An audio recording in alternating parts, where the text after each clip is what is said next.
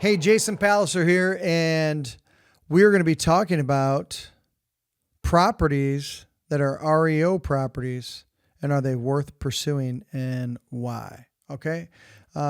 So again, Jason Palliser, No Flipping Excuses channel, real estate channel. Subscribe to the channel if you haven't already. We've already dropped a ton of good content. Burn through it as fast as you can. We'll be dropping some new stuff as well. We're here to impact your real estate business in a positive manner and cut through all the clutter. Like we don't mess around. So on today's episode of Make Me a Better Investor, we want to talk about bank-owned properties and are they worth pursuing and why. So let's break that down. And before I forget, don't forget to like this video, comment on it if you want some more explanations on whatever you guys and gals hit us with, we're going to put on our calendar and shoot the videos so that we can help you become a super investor, right? But let's get down to brass tacks. Our REO properties are bank-owned properties. Are they?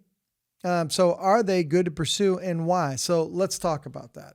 Being in the real estate investment space for 25 years and being in the investment specialty funding space for 27 years, I worked with tons and tons of REO agents. They get hired by the banks to unload their bad apples, their assets that didn't sell at auction. And now all of a sudden the bank goes from being a bank that lends money and just wants a return on their investment to a property owner. They're not in business to do that. So why would that be important to you, right? So why would that be important to you? Here's why. Since they're not in business of owning properties, securing properties, cutting the grass, maintaining them, fixing them up. Heaven forbid they have to keep it and rent it out. That's never going to happen. Banks don't do that. So what do? They take an asset that was a loser, a bad apple, and they strike a deal, usually with 2 or 3 players in whatever city it is. They'll usually, sometimes they'll have one, but they'll usually at least have 2 people that they run their assets through what we call REO agents. That list their assets for sale. So are they worth your time? Are they worth pursuing? The answer is absolutely yes. And here's why. And I think when I break it down, I like to break down things in a manner that we're like, okay, this makes logical. As an investor, whether you're new or you're seasoned, if you haven't gone after these assets, let me get on my soapbox and tell you why I think it's a good idea. Okay. And so the banks aren't in business to be property owners. They just want to lend money and get their return on investment, which I already established. So having said that, these assets have already been a loser for them. They've already paid money to foreclose on it, thousands of dollars with their foreclosure departments and or attorneys to make that happen. They've already spent time on top of the money. They've already spent time and energy. It's clogging up their engine. And if you've watched some of our other videos, and if you haven't, then I'm going to explain it for you now. What you have to understand, these bad apples or these bad assets on the books hurt the viability of the bank. The bank's ability to lend out more money and make a return on investment. The bank's ability to borrow money at a cheaper rate depends on, do they have a bunch of REO assets? Do they have a bunch of non-performing loans that they haven't foreclosed on yet? So this is a known loser for the banks. So what does that mean to you? That means that when it gets to the point to where it's bank owned and they have it listed with an REO realtor, they want to unload these assets. And so what I would tell you is simply this, just logically, if I told you, hey, now you're going after a property where think about this. Investors hit us up all the time and they say, Jason, find me some, I need some motivated sellers. I need some motivated leads. I heard this, or I do this, I go with vacants, I heard high equity absentee owners and all this stuff. Listen to me. The banks want to sell. So don't you owe it to yourself? And shouldn't your company be known for in any market that you're in? You're known for making offers on all properties where sellers want to sell. Who wants to sell? Banks that own property, because they're not in business to do that. So think about this for a second. Why would you not simply make an offer? So why would you simply not make an offer on every single property that's an REO property listed for sale? This isn't, I wonder if they want to sell in the next year. I wonder if they're motivated. I wonder if in the next year, 2 years, 6 months, I wonder if they really want to unload this property. The answer is 100% of the time when you focus on it, the answer is 100% yes. So what does that mean? So what does that mean on your end? That simply means this. You need to evaluate the deal, evaluate the property that's being offered in the marketplace, and work direct. What I would do is try and work directly with the REO broker, and say, hey, look, I want to buy a lot of these. And here's a tip for you. Okay. I would make best friends with all the REO brokers in town. So as an example, and again, this is where I start to peel back the onion a little bit. So we've already established, are they worth going after? Yes. Don't you want to go after properties where you know with 100% certainty they want to sell? Well, that's an REO asset. We decided we're not going to sell. That never happens. That happens 0.0% of the time. So what do you need to do? You need to become best friends with all the REO agents in town. And what you may or may not be aware of is that, like I said before, they might spread the assets around between 1 or 2 agents in that city that are good unloading at unloading investment property. But what I want you to do is do the research and find out who represents what assets. Like in my marketplace, I knew that this broker over here represented all the foreclosure properties and REO assets from Bank of America. This one here did it for PNC Bank. This one here did it for Chase Bank. So what you'll find if you actually just block out 1 hour of your professional career and start calling around town, and if you're calling around town and you think it's some long endeavor to find out who the REO agents are, all you got to do is go online, look at properties that are listed for sale that are bank owned, which you can simply type on Google and it'll pull up in front of your face. And you'll see the same brokers over and over that are representing these 10 assets, and you see that they're owned by Bank of America. So now you know that this broker deals with Bank of America REO assets. What I want you to do is become best friends with these agents. Now, what do I mean? It's really easy for me to say, hey, become best friends with them, and then not tell you what to do next. I think that's doing you a disservice. That's not what we do around here at No Flipping Excuses, okay? Here's what beginners do. Hey, I know that you're listing a bunch of REO properties. I might want to buy some. And so what do I need to do to do? That's you just basically saying, hey, I'm new. I'm new to the game. I'm new to the sandbox. That's not what I want you to do. Here's what I want you to do. Hey, look, I know that you're consistently listing all the bank-owned, the Bank of America real estate-owned properties, and I'd like to create an ongoing relationship with you, meaning I'll buy a lot of these assets.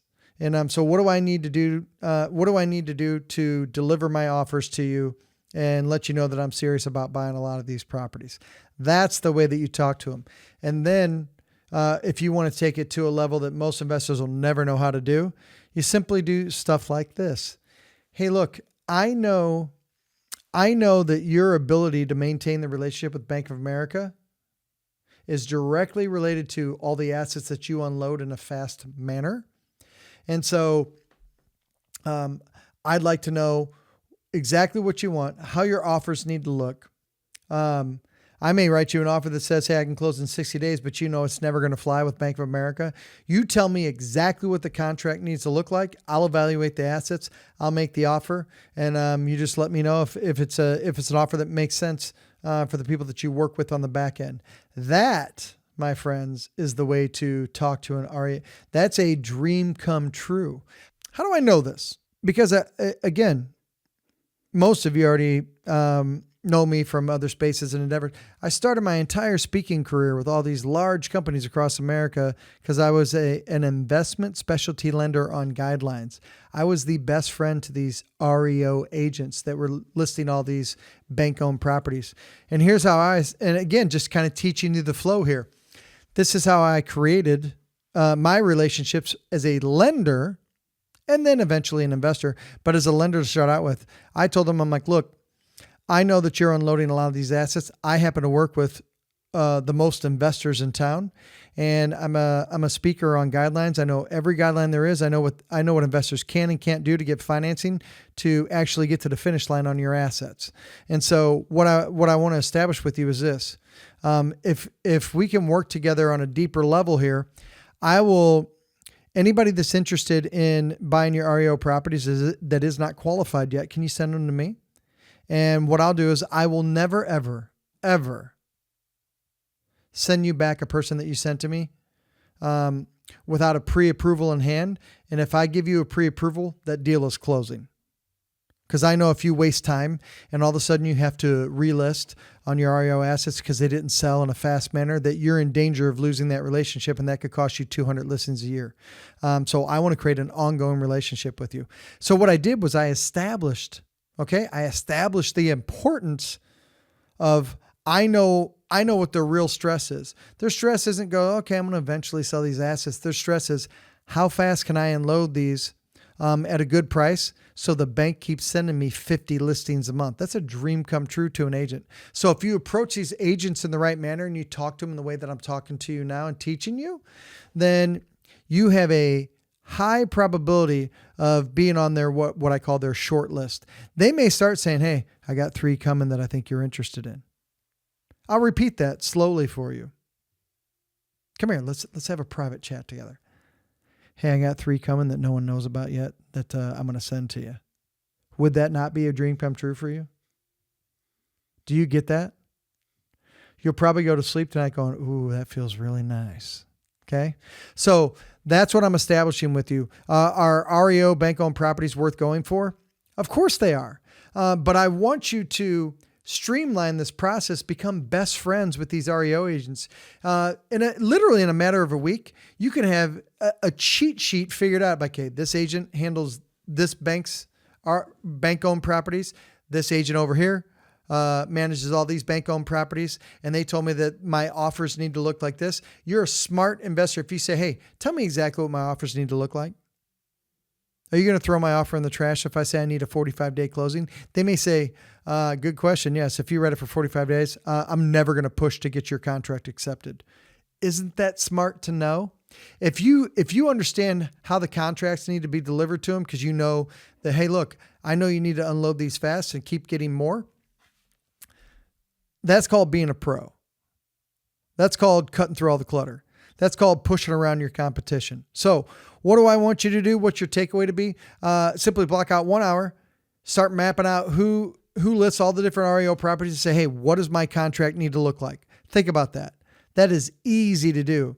You may create a relationship that over the next 24 months, 36 months, that you close 20 or 30 assets and they start giving you preferential treatment. This is the way you push around your competition. This is the way that you close deals in this sandbox. And are they worth going after? Absolutely freaking yes. So hopefully you enjoyed this. Hopefully I'm giving you your new marching orders. I know with certainty I'm delivering things to your ears that you haven't heard before. So what do I want you to do? I want you to comment and tell me what you liked about it. Tell me what you need more information on. Okay? And subscribe to our channel because we got more good stuff coming. This is just the beginning, folks.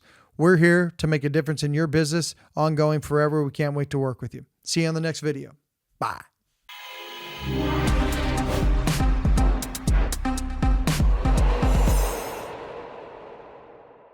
Hey, Jason Palliser here from the No Flipping Excuses channel. So just for being on our channel, here's what we're going to do. Go to www.theflippingbook.com where we're going to break down for you and give you for $7. If you go to Amazon, it's $24.95. You're going to save $17 and get an instant download of our wholesaling book where we break down how to get leads and deals under contract that other investors don't even know about and get smoking hot deals on the back end, and then how we run circles around our competition and how you can close your first deal or start stacking on top of that. So you just need to go to theflippingbook.com and we put it together for you, and it's our gift to you for $7, not $24.95, just for being on our channel. So check it out.